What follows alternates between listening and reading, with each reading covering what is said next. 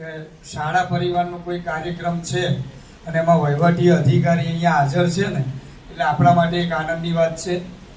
નાયબ મામલતદાર શ્રી રાજુભાઈ, મુકેશભાઈ સાહેબ, અહીંના શાળાના આચાર્ય શ્રી અમિતભાઈ, અમારા સીઆરસી કોઓર્ડિનેટર ને મારા સારા એવા મિત્ર ચેતનભાઈ, હિતેશભાઈ અને તમારા જ ગામના ઉત્સાહી એવા કીર્તનભાઈ, પ્રવીણભાઈ, કૃપાબેન, ચિરાગભાઈ, આ બંને શિક્ષકના નામ ખાસ એટલે દઉં છું કે આજે કાર્યક્રમની જે શોભા છે ને આજે કરી રહ્યા છે એ આ બંને ભાઈ બહેન કરી રહ્યા છે. અને બીજા શિક્ષકો પૂજાબેન છે, બીજા અન્ય શિક્ષકો છે, એ મદદરૂપ થઈ રહ્યા છે.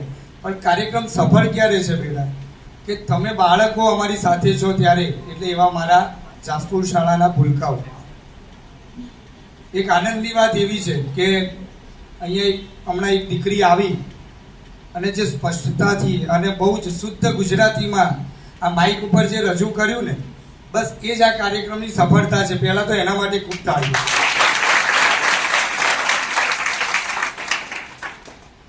રાજુભાઈ સાહેબને એક વાત એવી જણાવવાની છે સાહેબ કે કલોલ તાલુકામાં કદાચ કોઈ એવું કહેવામાં આવે ને કે આગળ શાળા કઈ, તો એના એક નમૂના રૂપે અમે સંઘના મિત્રો પણ ગૌરવથી કહી શકીએ છીએ કે ભાઈ જાસપુર એક કહેવાય ને કે આગળ શાળા છે.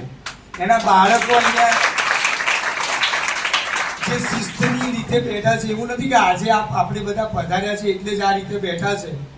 હું તો અનાયાસે આકસ્મિક પણ અહીંયાથી કે પાડોશમાં જ છું એટલે આવું છું ને, ત્યારે પણ આ જ વાતાવરણમાં અને આનંદમય વાતાવરણ.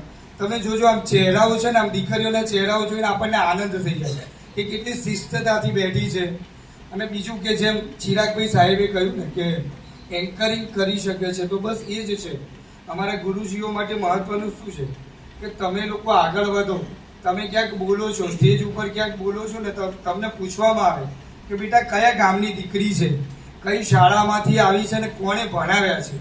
આ 3 પ્રશ્નનો જવાબ પહેલો પૂછવામાં આવે. જ્યારે તમે આ દીકરીએ જેમ ગર્વથી કીધું ને કે અહીંયા સ્ટેજ ઉપર હું બોલી શકતી નથી અને બોલી શકું છું, એનું પરિણામ શું હતું કે એની પાછળના કારણો શું હતા, તો તમે બધા શિક્ષકો છો એટલે અહીંના શાળાના શિક્ષકને આચાર્યશ્રીઓ માટે પણ જોરદાર તાળીઓ પાડી આપો. અમારા માટે પ્રેરણા એવા પ્રવીણભાઈ છે કે જેમ તમે નાના હતા ને એમ અમે નાના હતા ને. કોઈ વાર અમે શિક્ષક તરીકે આવ્યા 18 વર્ષ 19 વર્ષે અમને નોકરી લાગી, ત્યારે આવા પ્રવીણભાઈ જેવા શિક્ષકોએ અમને એવો વિચાર આપ્યો કે સાહેબ કેટલું શિક્ષણ આપવું ને એવું જરૂરી નથી, પણ જેમ સીઆરસી સાહેબે કીધું ને, બાળકો પ્રયોગો કરતા થાય, બાળકો વાંચતા થાય, બાળકો આવી રીતે અમારી જેમ શિક્ષકોની જેમ બોલતા થાય. બસ આ પ્રયત્નો જો કરવામાં આવે ને તો જ અમારું કરેલું સાર્થક છે. અને હવે તો બહુ સારી વાત કરું કે મને જાસપુર માટે એટલે ગૌરવ છે સાહેબ કે જ્યારે કલેક્ટર કક્ષાએ એક આંકડો આપવામાં આવ્યો કે પ્રાઇવેટ શાળામાંથી સરકારી શાળામાં કેટલા બાળકો આવ્યા ને, તો એનો હાઈએસ્ટ આંકડો જાસપુર પ્રાથમિક શાળાનો હતો. એટલે એના માટે આ શિક્ષકોને પણ વંદન છે.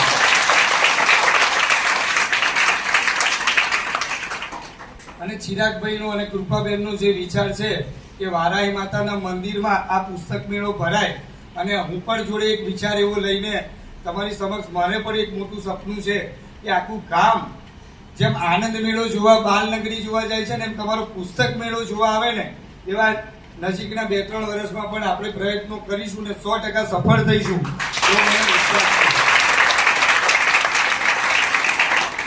બીજું એક એવી વાત કરી દઉં કે જેમ ચેતનભાઈએ કહ્યું ને કે આનંદની વાત છે ને આપણા માટે ગૌરવની વાત છે કે તમને બાળકોને શાળો કહેવાય ને કે સારો એવો પરિવાર, શિક્ષક મિત્રોનો, તમારા આચાર્ય બહુ ઉત્સાહી છે, વિચારોથી એ યુવાન છે. અને આચાર્ય એવો હોય ને કે ખાલી શિક્ષકને પુશઅપ કરે એટલે ઘણું છે. એમ એ શિક્ષક પુશઅપ કરે છે, પણ બીજા એક ગૌરવની વાત છે કે તમારા સીઆરસી પણ બહુ ઉત્સાહી છે. એમના માટે પણ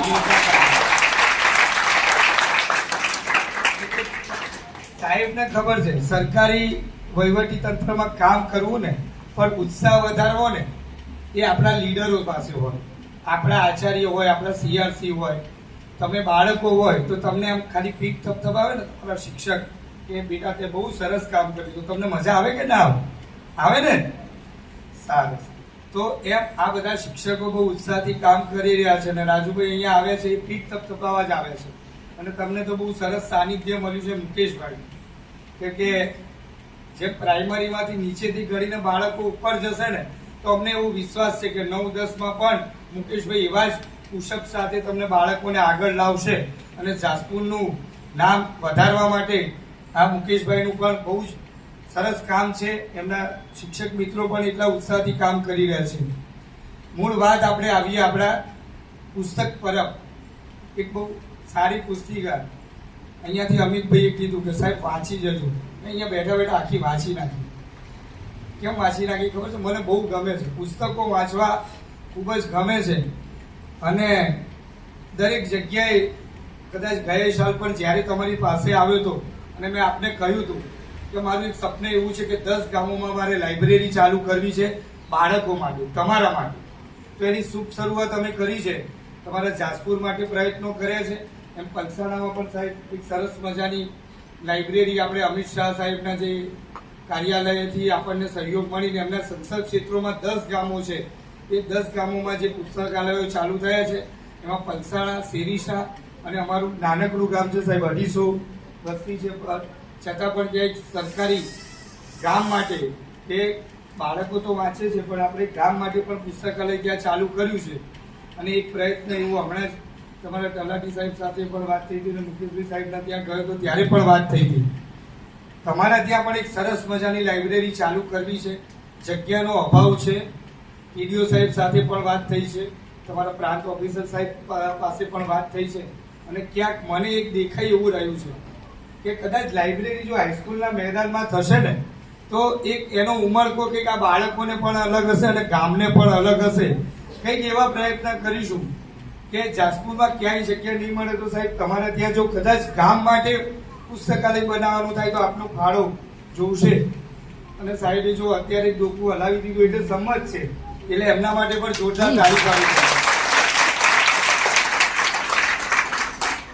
પુસ્તક પરબ એટલે શું કે આપણે પાણી પીવાનું છે. તમે પુસ્તકોનું વાંચન કરો છો, કેટલા જણ વાંચે છે પુસ્તકો? Very good. બધા પોતપોતાના માટે તાળી પાડી દઈએ. અને સાહેબે કીધું ને એમ કે દરેક ક્લાસમાંથી એક એન્કર છે. અમે એવી આશા રાખીએ કે અહીંયા બેઠેલી દરેક દીકરી કે દરેક દીકરો અહીંયા આવી રીતે સારી રીતે જો બોલવું હશે ને તો તમારે પુસ્તકો વાંચવા પડશે.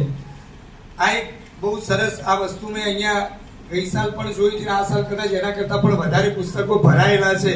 જો હું કદાચ ખોટો ના હોઉં તો કે તમે તમારી જાતે એની અંદર વિચારો લખ્યા છે, બાળકોએ લખ્યા છે સાહેબ.